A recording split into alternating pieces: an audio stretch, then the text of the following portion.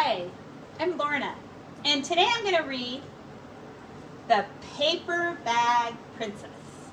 This story is written by Robert Munch and illustrated by Michael Marchenko.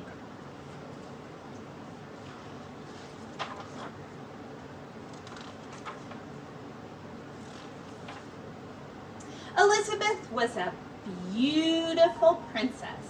She lived in a castle and had expensive princess clothes, and she was going to marry a prince named Ronald.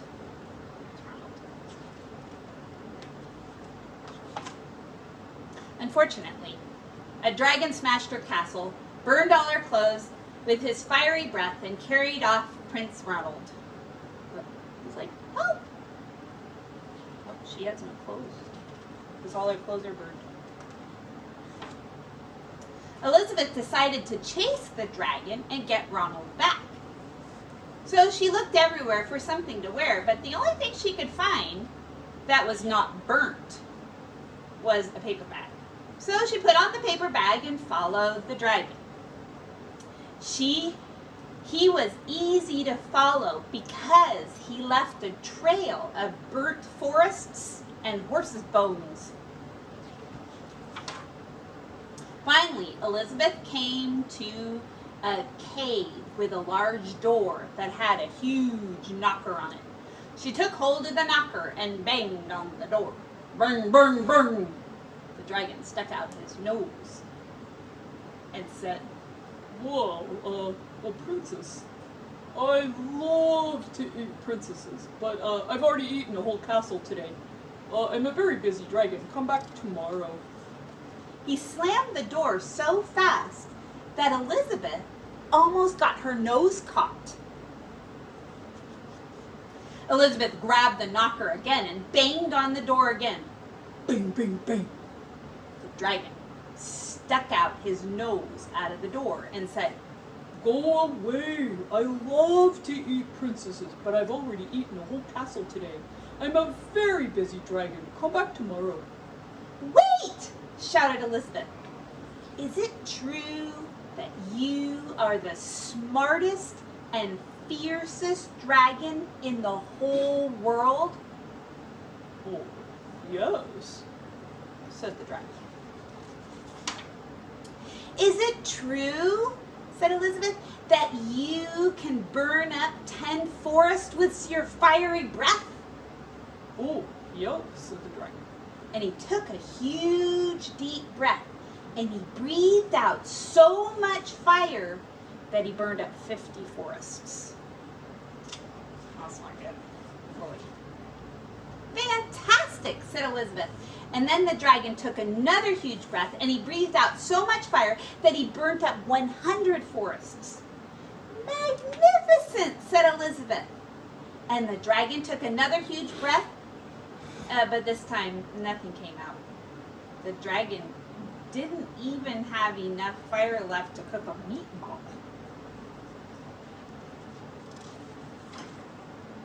Elizabeth said, Dragon, is it true you can fly around the world in just 10 seconds? Why, yes, said the dragon. And he jumped up and he flew all the way around the world in just 10 seconds. He was very tired when he got back. But Elizabeth shouted, Fantastic! Do it again! So the dragon jumped up and flew all the way around the world in just 20 seconds. It was a little longer this time because he's a little tired. When he got back, he was too tired to talk, and he lay down and he went right to sleep.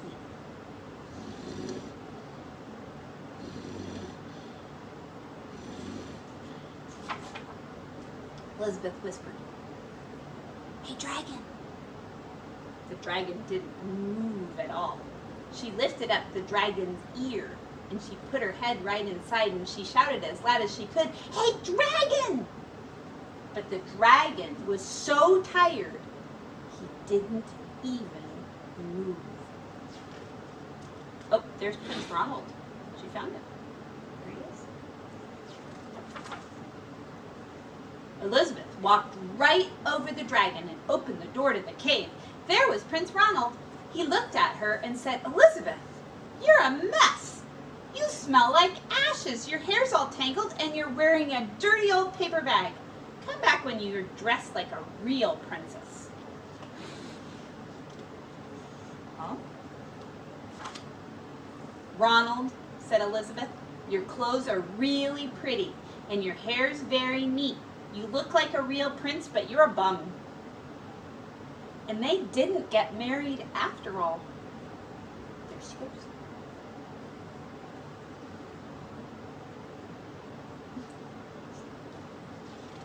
And that's the end of the paper bag princess. This story is actually a story and a book, and it's called I Ain't Gonna Paint No More, No More, I Ain't Gonna Paint No More. And it's written by Karen Beaumont and illustrated by David Catrow. One day my mama caught me painting pictures on the floor and the ceiling and the walls and the curtains and the door.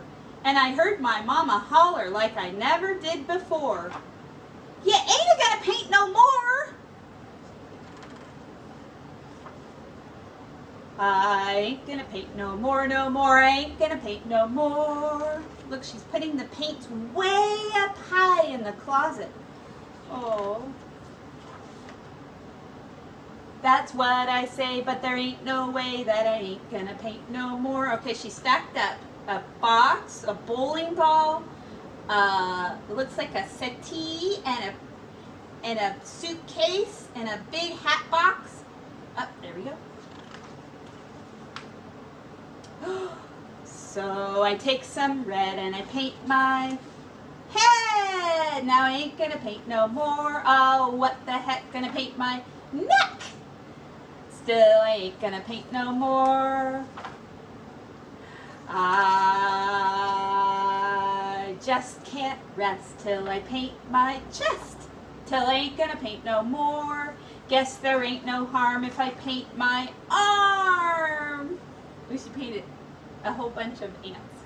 Now I ain't gonna paint no more. I ain't gonna paint no more, no more. I ain't gonna paint no more. But I just can't stand not to paint my hand. Now I ain't gonna paint no more. Then I see some black, so I paint my back.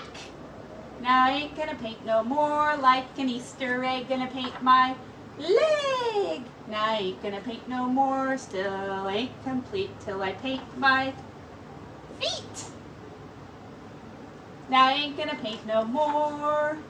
I ain't gonna paint no more, no more. I ain't gonna paint no more.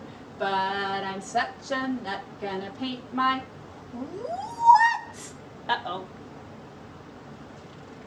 I think Mom's back.